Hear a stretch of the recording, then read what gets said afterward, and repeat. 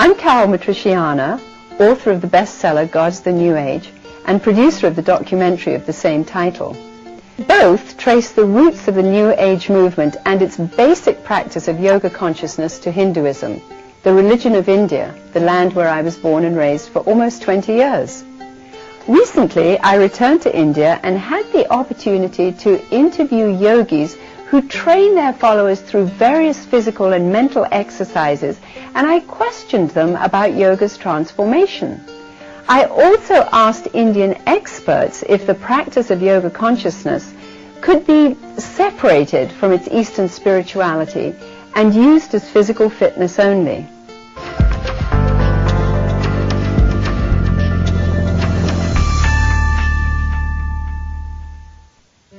By the 80s, the New Age consciousness movement, also known as the Human Potential movement, although knowingly rooted in Eastern philosophy, had successfully marketed yoga practice and Eastern meditation to the West as scientifically proven and beneficial for healthcare and mental well-being. Today, yoga practice is offered in up to 80% of health clubs, promoted on TV as a body toner and flexibility exercises, and offered to corporate employees as medical benefits to steady the mind, calm the emotions, and relax away stresses.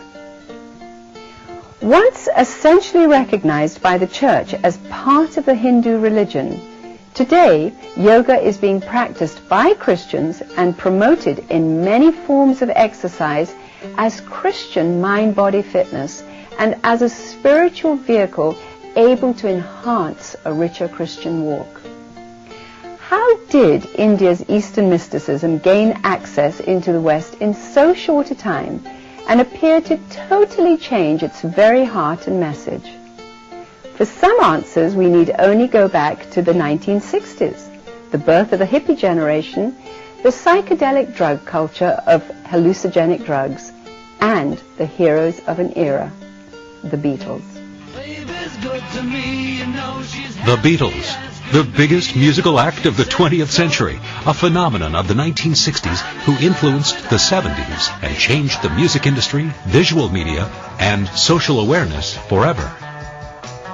In the 60s, the talented four from Liverpool, England, John Lennon, Paul McCartney, George Harrison, and Ringo Starr, popularized an innovative musical sound from their hometown on the Mersey River. Within a decade, they were the prominent developers of 60s music, including folk, rock, reggae, blues, hard rock, and a musical genre called psychedelia, inspired by attempting to replicate altered states of consciousness through visuals, lyrics, and sound. Let me tell you how it will be. There's one for you, 19 for me.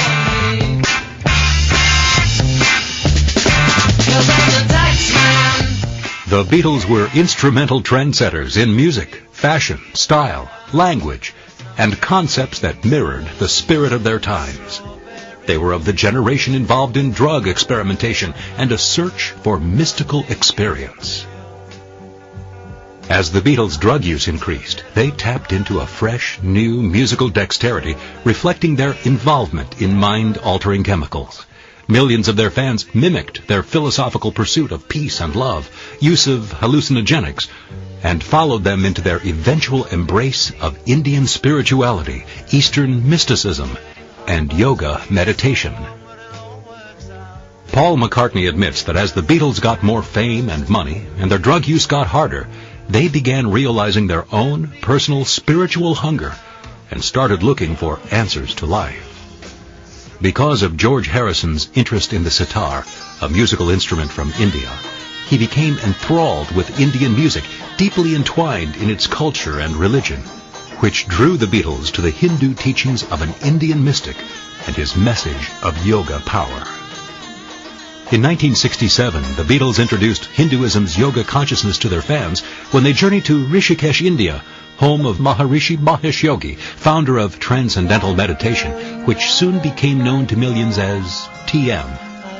TM originally proudly honored its Hindu roots and called itself the Spiritual Regeneration Movement, but later as it furthered its message to the world at large, it presented itself as science and changed its name to the Science of Creative Intelligence. John Lennon told the world press, "We're going to India to study transcendental meditation properly. We want to learn properly so we can propagate it and sell the whole idea to everyone. This is how we plan to use our power now. They've always called us leaders of youth, and we believe that this is a good way to give youth a lead. It needn't be religion if people don't want to connect it with religion. It's all in the mind, a way to calm down tensions, strengthen understanding, and make people more relaxed." Thus began the endorsement of yoga meditation as non-religious, and its marketing to the West as mind science. Yoga meditation, acknowledged in the East as a mystical power able to alter consciousness, was launched on American campuses as a relaxation technique and stress management benefit, separated from its Hindu roots. The lure of Eastern mysticism continued to grow as the hippie generation recognized similarities in yoga's altered states and those attained by drug use. Hinduism's leniency on drug use for religious trances was welcomed, as was its capability to shift states of consciousness without necessarily using drugs. George Harrison became a dedicated member of Hinduism's Hare Krishna consciousness movement, established by Swami Prabhupada. In his blockbuster hit song, My Sweet Lord, George effectively blended Eastern religion with traditional Western thought, becoming the first to successfully merge New Age mysticism into contemporary popular music. He created spiritual fusion by interchanging the names of Eastern deities like Krishna and Rama with the biblical worship themes of Alleluia and Lord God.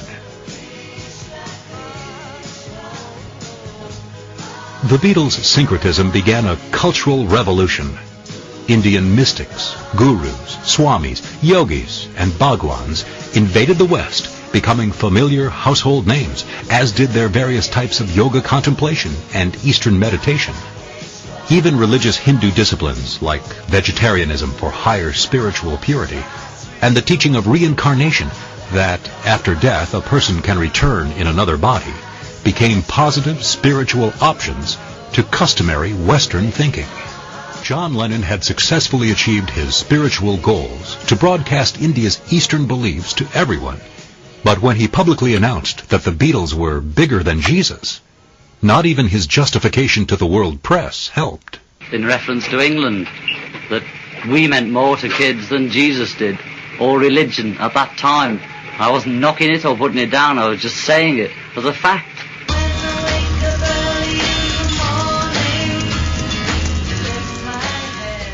His comment launched a global backlash against the Beatles. Their records were banned and burned across America and other countries.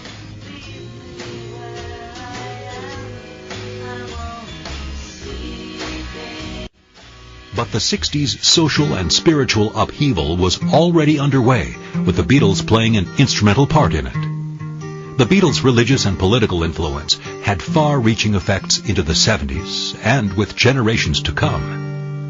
The religious political syncretism they began with the amalgamation of Eastern spirituality combined with Western culture is still rapidly gaining global acceptance today.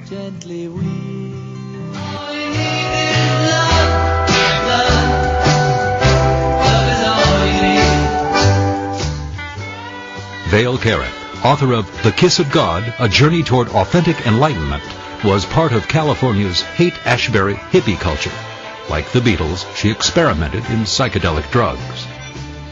While enjoying the mind-expanding experience of altered states, but wanting to escape the physical risks of intense drug abuse, Vale decided to follow the Beatles' mystic teacher Maharishi Mahesh Yogi and became a teacher of transcendental meditation known as TM.